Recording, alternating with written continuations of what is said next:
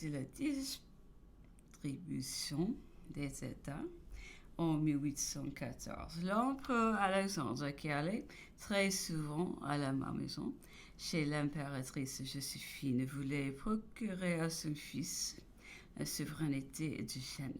Celle-ci le refusa à l'instigation d'un des diplomates des régions qui le flattait faussement de quelque chose de mieux.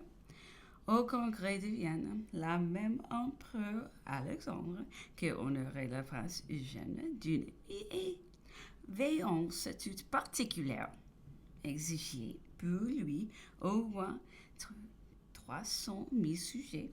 Il lui témoignait alors une très vive amitié de se promener régulièrement chaque jour, bras à bras avec lui. Le débarquement des Cannes 20 mètres en terme, sinon au sentiment du moins aux démonstrations et à l'intérêt politique de l'empereur de Russie. Il fut même question alors de la part de l'Autriche de se saisir de la personne de Gênes et de l'envoyer prisonnier dans une forteresse de Hongrie.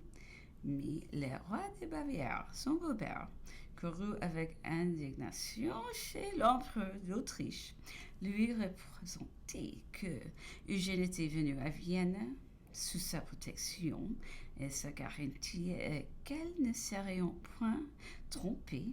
Aussi Eugène demeura-t-il libre sous les seules paroles privées de lui et du roi, son beau-père.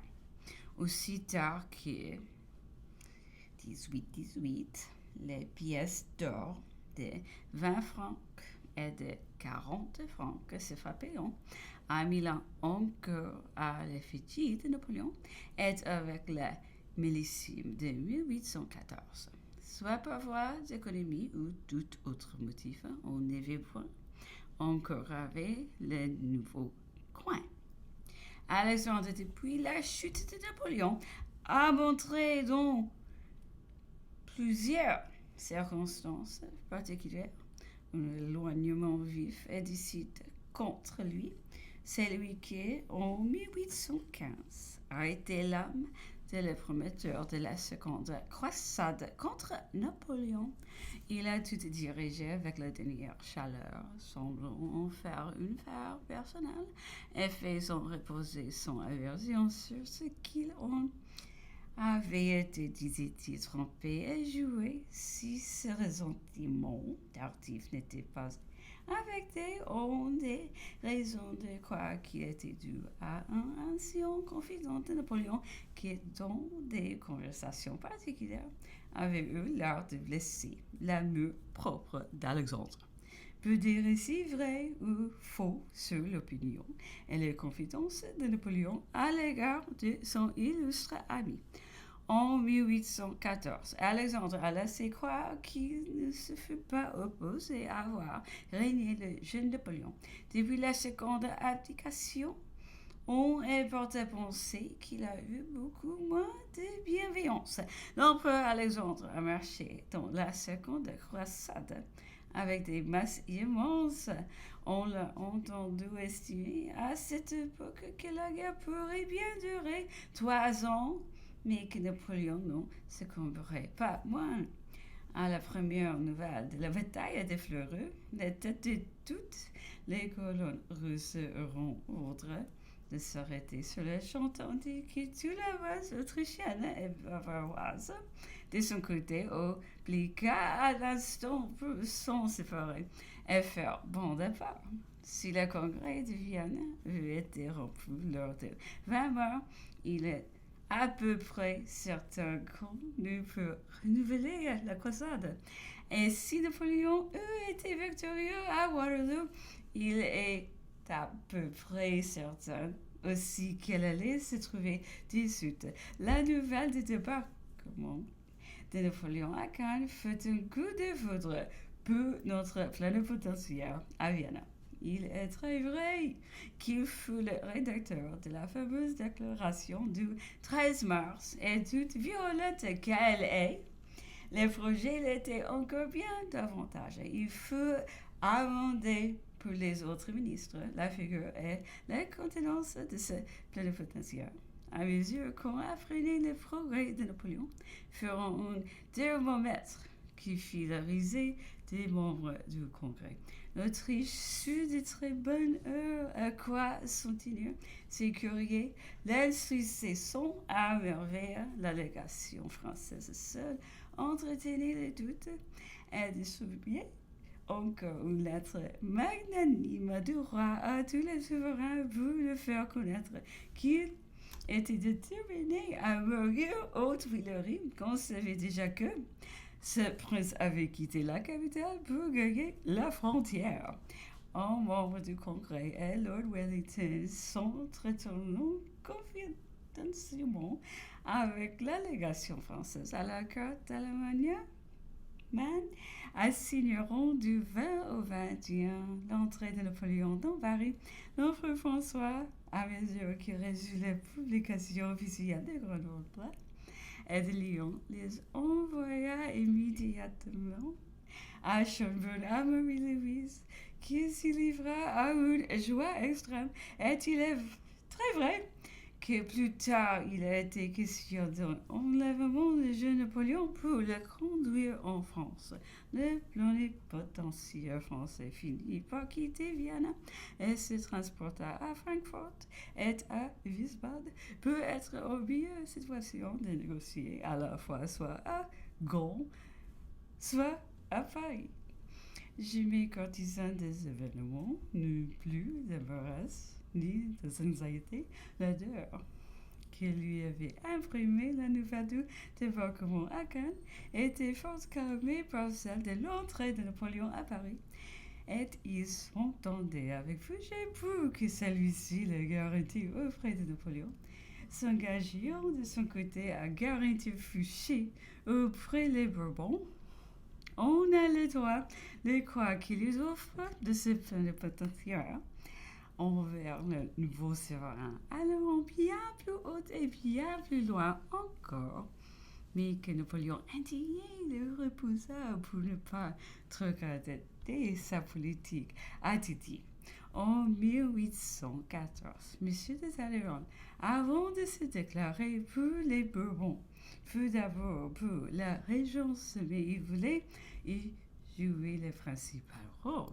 Des fatalités malheureuses pour la dynastie de Napoléon empêcheront de mettre à profit ce moment d'incertitude. Tout semble prouver d'ailleurs que le résultat qui prévalut alors était loin d'être les intentions de l'Autriche, qu'elle y était probablement jouée, trahie, ou du moins enlevée de sang. La fatalité des mouvements militaires a fait que les Alliés sont entrés dans Paris sans que le cabinet autrichien y ait concouru.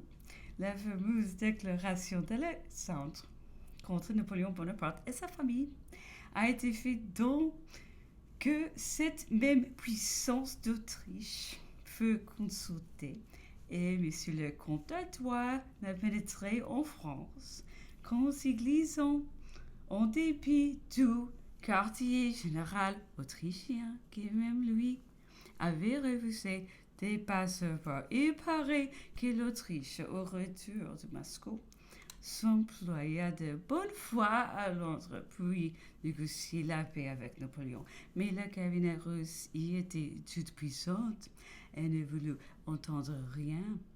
Arriva l'armistice de Dresde et l'Autriche alors prit le parti de la guerre. La négociateur autrichien à Londres durant toute cette intervalle ne put jamais être écouté. Il y resta 10 mois fort longtemps encore et ne quitta que lorsque les Alliés étaient au cœur de la France. Et au moment où Lord Castlereagh fit présenter pour l'instant que les succès héroïques de Napoléon pouvaient rendre les négociations indispensables. Si, dans le principe, ce négociateur n'eût pas été envoyé à Londres, il était destiné pour Paris, et peut-être eût-il influé alors de manière avait une tenue différente de celle qui eut lieu durant son absence entre les Tuileries et Vienne. Dans le plus fort de la crise, il se trouva retourné en Angleterre, comme par force. Dans son impatience de rejoindre le centre des grandes négociations, il quitta son poste et gagna la Hollande en bravant un grand inventeur. À peine arrivé sur le théâtre des affaires, qui tomba entre les mains de Napoléon et Saint-Dizier. Mais le sort de la France était alors décidé, bien qu'on ne sût pas encore au quartier général français. Alexandre entrait dans Paris. Les négociateurs autrichiens avaient vainement employé tous les moyens pour se procurer à Londres un passeport qui lui permit de rejoindre son maître en passant par Calais et Paris. Ce contretemps accidentel ou médité fut une fatalité de plus. Il eut gagné Paris avant.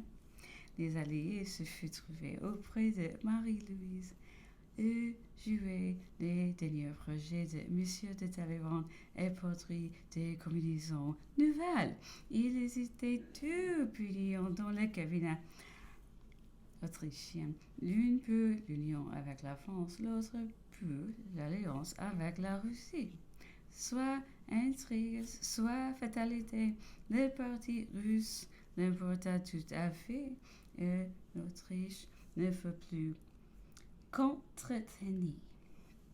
Mardi 14, ce matin, on a servi à déjeuner du café plus supportable. Il était même bon. L'empereur a manifesté un vrai plaisir en le goûtant. Quelques moments plus tard, il disait en frottant son estomac de la main qu'il en sentait le bien là.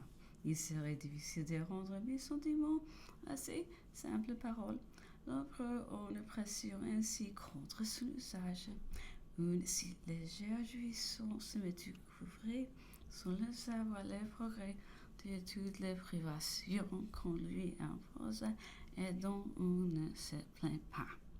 Le soir, en remontant de notre promenade de l'après-dîner, l'empereur dans sa chambre mal le chapitre des consus provisoires dicté à M. de Montelon. La lecture finie, l'empereur prit un roumain et s'est mis à tâcher lui-même les feuilles éparses.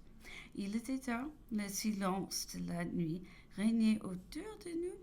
J'ai contemplé l'empereur dans son travail, qui se prolongeait. Mes réflexions étaient ce jour-là tournées vers la mélancolie. J'ai regardé ces mains qui ont régi tant de sceptres. Elles étaient en cet instant occupées tranquillement, peut-être même pas sans quelque charme, à rattacher de simples feuilles de papier auxquelles il imprime. Il est vrai des traits qui ne se perdront jamais. Les portraits qui y sont demeureront des jugements pour la postérité. C'est le livre de vie ou de mort pour beaucoup de ceux qui en sont logés. Je me disais silencieusement toutes ces choses, d'autres encore, et l'empereur me dit tout cela pensais-je. Il me parle familièrement. Il me demande parfois ce que j'en pense. Je vous ai hasardé mon avis. Ah, je ne suis point à plaindre d'être venu à Sainte-Hélène.